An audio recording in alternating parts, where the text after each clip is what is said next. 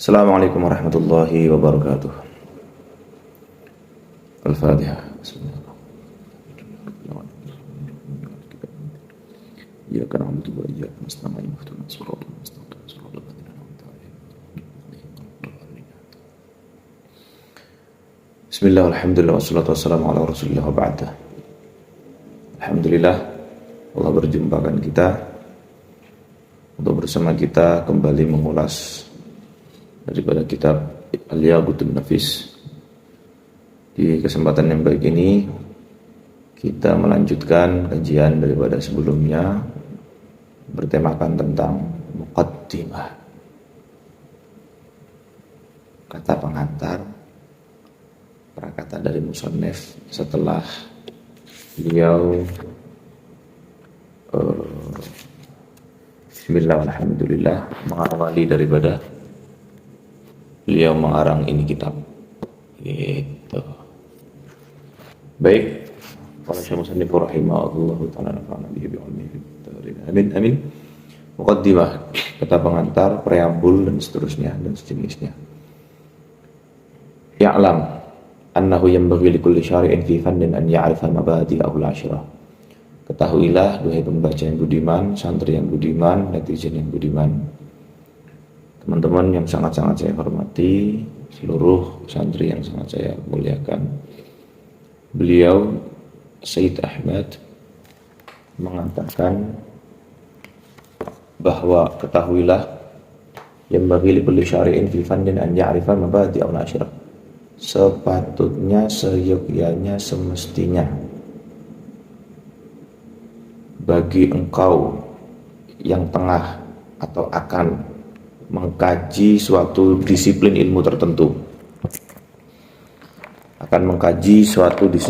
tertentu, ya, untuk mengetahui 10 komponen dari profiling disiplin ilmu tertentu. Jadi identitas dari suatu pelajaran tertentu seyogyanya untuk kita ketahui. Mabadi'ul asyrah namanya. 10 komponen, 10 identitas, 10 variabel dari suatu disiplin ilmu tertentu. Nahukah, sorofkah, fikihkah, tafsirih. Di tasrif boleh, ilmu morfologi atau tafsirkah, hadiskah, dan seterusnya. 10 komponen itu apa? Wahiya hadduhu wa mawdu'uhu wa faidatuhu wa masailuhu wa ismuhu wa istimdaduhu wa hukmu syari fihi wa nisbatuhu ila sa'iril ulum wa fadluhu wa wadi'uhu. 10 komponen di atas adalah hadduhu, definisi dari ilmu tersebut apa? Sebelum mengkaji suatu disiplin ilmu tertentu, mestinya lah kita mengetahui 10 variabel dari profiling disiplin ilmu tertentu. Identitas 10 komponen diantaranya adalah pertama hadduhu, definisi ilmu. Kalau kita bicara ilmu fikih, maka definisi ilmu fikih itu apa sih? Wa mawdu'uhu, tema besar dari ilmu fikih ini berkutat masalah apa sih? Wa faidatuhu, faedah atau manfaat dari kita mengkaji ilmu fikih itu apa sih? Masailuhu, beberapa masalah yang akan dikupas apa sih terkait dengan fikih itu. Wasmuhu, nama disiplin ilmu itu apa sih? Kalau memang fikih, baik, nama lain dari ilmu fikih apa sih? Gitu. Wastimdaduhu, landasan teoritis dari ilmu fikih apa? Ini kan karya ilmiah. Ilmu fikih itu kan adalah disiplin ilmu yang berbasiskan ilmiah, tidak hanya syariah, berbasiskan syariat atau agama, tapi juga ilmiah. Oleh karena ilmiah, maka landasan teoritisnya apa? Istimdaduhu wa hukmu syari'i, hukum mengkaji daripada ilmu ini apa sih?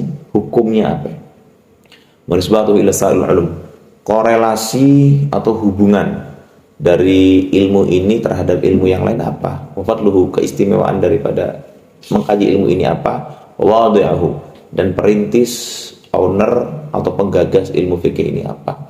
10 komponen ini akan dikupas secara rinci oleh pengarang kita Sayyid Ahmad dengan keterangan sebagai berikut. Wal fannul ladzi nahnu bisadadihi al-fiqh. Disiplin ilmu yang bersama akan kita kaji adalah namanya ilmu fikih. Fannya, disiplin ilmunya adalah ilmu fikih. karena ini ilmu fikih, maka beliau akan mendefinisikan lebih lanjut terkait dengan apa itu ilmu fikih. Haddu, definisi ilmu fikih adalah ilmu, suatu ilmu, bukan rekaan, bukan dugaan, bukan apalagi dongeng, bukan.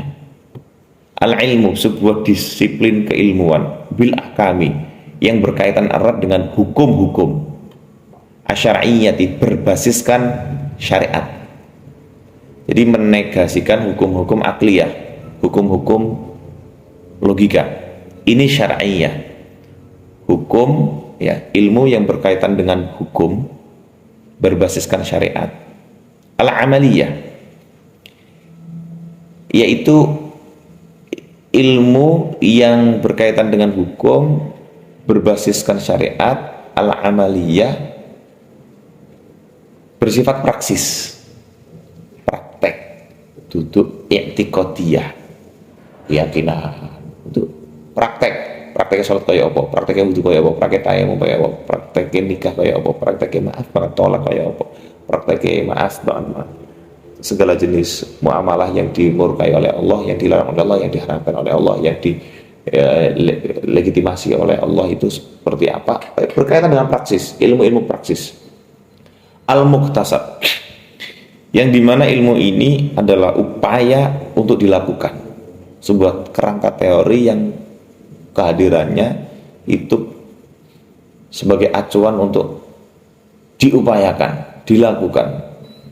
Menafikan dari lafaz al-muktasab, juga lihat ta'liqat kharaja bi ilmullah. Kalau ilmunya Allah kan tidak bisa dipraktekkan, ilmunya Allah nggak bisa. Mahir kan? Allah sholatkah? Allah wudukah? Enggak. Allah menciptakan sekian banyak fenomena kehidupan, kemudian sangat bisa untuk diupayakan, nggak bisa. Atau yang menafikan daripada ilmu muktasab adalah ilmu badihi, ya ilmu badihi atau ilmu laduni, ilmu yang benar-benar misalnya dari lahir ke goblok, terus menginjak usia dewasa 10 tahun, 15 tahun, ketiban ilmu. Emang ada ilmu laduni. Itu dari ilmu muktasab, min adillatiha. Kemudian ini ilmu diserap dari beberapa dalil-dalil otentik, min adillatiha. Jadi tidaklah fikih itu lahir dengan sendirinya, tapi melalui proses panjang serapan dari Al-Quran yang dikompres sedemikian teliti oleh perangkat ilmu usul fikih, hingga muncullah produk yang namanya ilmu fikih, min adillati, at-tafsiliyah, dengan rinci. Contoh kalau Anda lihat di ta'liqat itu, kaifiyatul akhdhi minha antaqul, misalnya ketika kita membaca surat Al-Quran, aqimus sholah, dirikanlah sholah, perintah ini kan lil wujub, nah wajib. Jadi Quran itu di sini, usul fikih di sini, fikih di sini. Kalau kita simulasikan dalam bentuk pohon, buahnya adalah fikih. Alat untuk memetik ini buah adalah usul fikih. Bentuk perintahnya adalah wajib, ya kan? Dalilnya adalah aqimus sholah. Nah, kewajiban ini kan bingung. Kayak sholat wajib terus prakteknya piye? Ini tanggung jawab fikih, ini otoritas fikih. Begitu. Mawdu'uhu. Oke, variabel berikutnya yang patut untuk kita ketahui dari disiplin ilmu fikih adalah mawdu'uhu, tema besar. Tema besar daripada ilmu fikih ini adalah af'alul mukallafin, tindak laku mereka yang sudah oleh Islam dikatakan mukallaf. Siapa gerangan mukallaf adalah tentu akan dikupas di poin-poin berikutnya, tapi sedikit saya bongkar. Adalah mereka yang sudah baligh, adalah mereka yang sudah terbebankan untuk melakukan segala jenis syariat Allah. Jadi orang kecil belum masuk dalam tema ini, tapi tetap berkewajiban untuk mempelajari loh ya. Oke, wa faidatuhu. Apa sih faedah dan manfaatnya kita mengkaji ilmu ini? Tentu imtithalul awamir wa ijtinabun nawahi. Ketika kita paham ilmu fikih, tentu kita bisa melakukan segala jenis perintah dan meninggalkan segala jenis larangan. Iya dong. Oleh sebab riba itu haram, maka kita meninggalkan riba. Bermodal kita tahu ilmu fikih, gitu kan? Pun sebaliknya, bermodal kita tahu ilmu fikih, kita melakukan yang namanya misalnya akad musaqah, akad pengairan dengan prosentase sebagaimana sudah diatur sedemikian indah dalam fikih, dan meninggalkan persentase yang tidak diamandemenkan dalam fikih. Walhasil keistimewaan, keutamaan, faedah daripada ini kita fikih adalah agar kita bisa melakukan segala jenis perintah, aturan, dan meninggalkan segala jenis larangan. Begitu, masailuhu. Tema besar yang akan dikupas dalam ilmu fikih ini yang dikemas melalui kitab Yaqutun Nafis adalah al-qadaya allati tudhkaru fi, ketetapan dan ketetapan yang akan dikemukakan. Dari itu, mulai dari itu bab ya, ibadah, kemudian muamalah, kemudian munakahah, dan yang terakhir itu bab jinayah atau tindak pidana. Ismuhu, ilmu ini dinamakan ilmu fikih. Wastindaluhu, landasan teoretik dari ilmu ini adalah tentu serapannya 4 ya. Pertama itu diserap, direduksi dari kitab fikih, dari Alkitab yaitu Al-Quran. Sandaran yang kedua ilmu fikih itu adalah as-sunnah yaitu hadis. Yang ketiga adalah ijma', konsensus ulama, kesepakatan ulama yang kredibilitas ya, itu bisa diakui oleh dunia gitu. Kemudian yang terakhir adalah al-qiyas, analogi. Ijma' dan qiyas tanggung jawabnya usul fikih. Tapi ini hanya menegaskan bahwa fikih itu sebuah kumpulan teori berkaitan erat dengan hukum, berlandaskan kitab, sunnah, Al-Quran, hadis, ijma' dan qiyas. Begitu. Kemudian hukum syari', hukum mengkaji dan mempelajari ilmu fikih ini adalah ada 3, adalah tergantung. Kok ada 3? Iya, al-wujubul ainiyun. Kadangkala hukumnya adalah fardu ain. Fardu ain ketika fi ma tatawaqqafu alaihi sihhatul ibadah wal muamalah wal munakahah. Dinyatakan hukum mempelajari ilmu fikih fardu ain, wajib ain adalah ketika mengacu terhadap keabsahan di dalam kita melaksanakan ibadah sholat, ibadah puasa, ibadah haji, ibadah zakat, dan seterusnya. Juga menyangkut tentang keabsahan di dalam kita melakukan semacam transaksi muamalah, transaksional, hibah, wakaf, kemudian ijarah, jual beli, kemudian sewa menyewa, kemudian hukum perairan, hukum utang piutang, hiwalah, pengalihan utang, dan seterusnya. Dan yang terakhir adalah misalnya yang dikemukakan dalam kitab ini loh, munakah, sholat sing sah, nikah sing sah gitu, apakah jatuh tolak ketika misalnya ada seseorang mengatakan, kowe mulai saya nang omahmu, kowe balik nang omahmu, seorang suami mengatakan pada istrinya, balik nang omahmu, itu masuk dalam kategori talak atau tidak?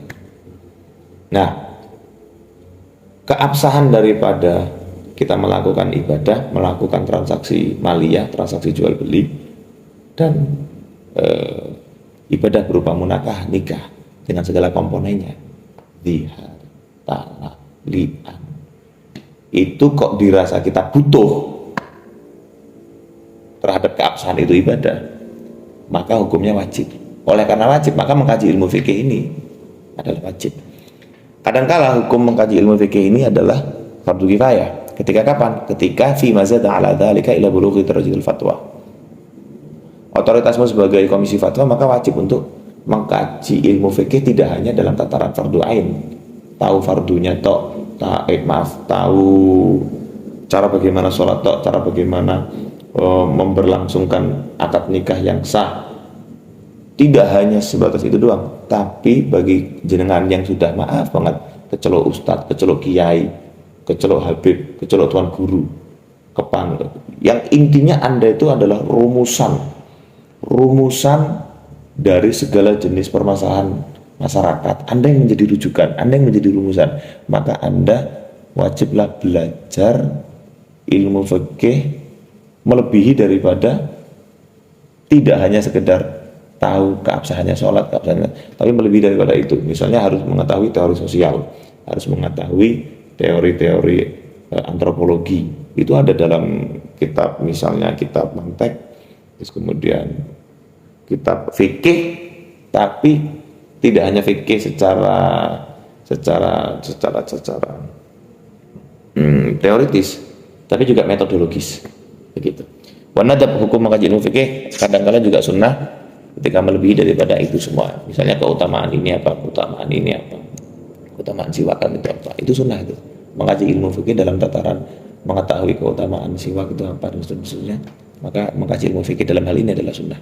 Wa nisbatuhu ila sa'iril ulumi, korelasi ilmu fikih terhadap ilmu yang lain adalah tentu tak lain dan tak bukan saling bertautan. Jadi korelasi ilmu fikih dengan ilmu nahwu saling berhubungan dong. Tidaklah mungkin kamu akan mengetahui ilmu fikih bila kau tidak mengetahui ilmu nahwu. Karena bagaimanapun juga ilmu fikih dasarnya adalah bahasa Arab. Oleh karena bahasa Arab, maka memerlukan yang namanya gramatika bahasa Arab. Dan gramatika bahasa Arab itu meliputi ilmu nahwu, ilmu sorof, ilmu balaghah, ilmu mantek, ilmu hadits dan seterusnya. Oke, dan ilmu hadis, dan ilmu tafsir dan seterusnya itu saling berkaitan, saling bertautan. Karena sekali lagi, fikih itu tidaklah berdiri sendiri. Karena fikih itu berbasiskan tafsir, hadis dan seterusnya dan seterusnya. Wadi'ahu, siapa perintis daripada ilmu fikih ini? Tentu adalah beliau al-a'immatul mujtahidun, para imam yang memiliki kredibilitas dan kapasitas yang tidak hanya faham Al-Quran tapi juga hafal Al-Quran. Nah, siapa